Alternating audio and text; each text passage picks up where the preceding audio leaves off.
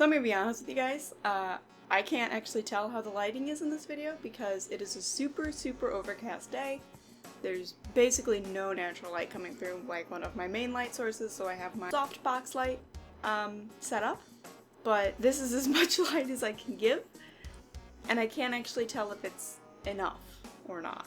So we're gonna muddle through today. Hello and welcome to Field Notes. Recently I've been trying to think about what we need to cover, what we as a collective Field Note audience need to cover to really have a solid understanding of kind of the basis of geology. And I realized that we haven't actually talked about the different types of rocks, so go me. So today we're going to be talking about the three types of rocks and then how they all relate to each other in the rock cycle. So at the base of it, there are three different types of rocks, and these are all going to sound pretty familiar to most of us, I would think. We have igneous, sedimentary, and metamorphic. So let's go over these three, starting with igneous rocks. An igneous rock is one that forms directly from magma. It is what we consider like a brand new rock. Magma cools down enough to actually solidify and crystallize, and that is an igneous rock. Inside of the term igneous rock, we have two different types, and that is extrusive and intrusive. An extrusive igneous rock is a rock that forms on the surface of the earth, so it exited the earth. Extrusive. An intrusive igneous rock is one that forms on the inside of the earth's surface. Intrusive,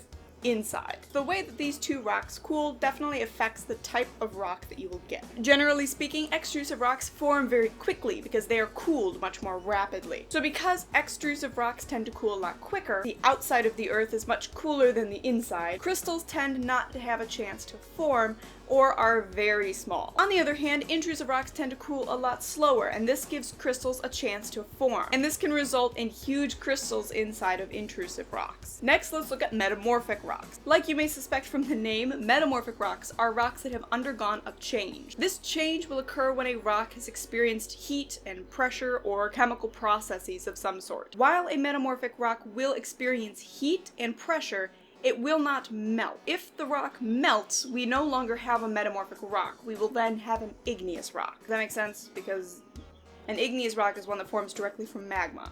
And if a metamorphic rock melts, we then have magma. So that when it forms again, it's just an igneous rock. Now, a metamorphic rock can form from either an igneous or a sedimentary rock. But like an igneous rock, there are two main types of metamorphic rock, and this is foliated and non-foliated. A foliated rock is one that has very distinct layering or banding. And as you may think, a non-foliated rock is one that does not have banding. Lastly, we have the sedimentary rocks. These are rocks that have formed from little bits of other rock or sediment. And there are three main types of sedimentary rocks. We just like to break things down even further. Every single time I make a video, I'm like, oh, and there are three types of sedimentary rocks. Let's talk about that. First, we have clastic sedimentary rocks. Clastic rocks are formed from bits of other rocks. Like a sandstone is formed from sand, which at one point was part of a different rock. There are chemical sedimentary rocks, which are rocks that are made from a dissolved material that precipitates. So rock salt is a good example of a chemical sedimentary rock. And finally, we have organic sedimentary rocks, which kind of from the name suggests is made from deposited organic material. Like coal, which is made from either plant or animal debris. So that wraps up our basic understanding of each of the different types of rocks. And now that we know this, we can look at the rock cycle and be able to understand it a lot better. The rock cycle basically describes how you get each of these rocks. One of the ways we form new rocks is from cooling and crystallization of magma. Like we talked about, this rock is called an igneous rock. From here, an igneous rock can metamorphose into a metamorphic rock, which will occur through heat and pressure.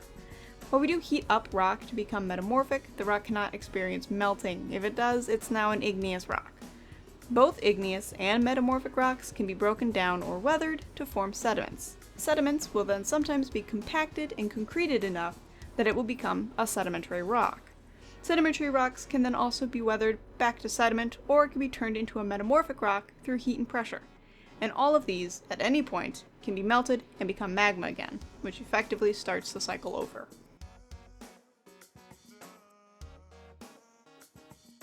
So that's going to be it for today. If you like these sort of basic geologic understanding videos, let me know with a like. Leave me a comment down below about if I missed something. Is there a certain type of rock that you think is a little bit confusing? What kind of rock would that be? Click subscribe if you would like to see more, and I will see you guys next time. In case you guys ever wonder why I always have coffee, it's because I always drink coffee. It does not matter what time of day it is. However, I do always tend to film these videos in the morning. So I'm usually on cup of coffee number 2. I never turn on the camera before I've had cup of coffee number 1. In fact, I don't think I've ever turned on the camera before I've had my first cup of coffee.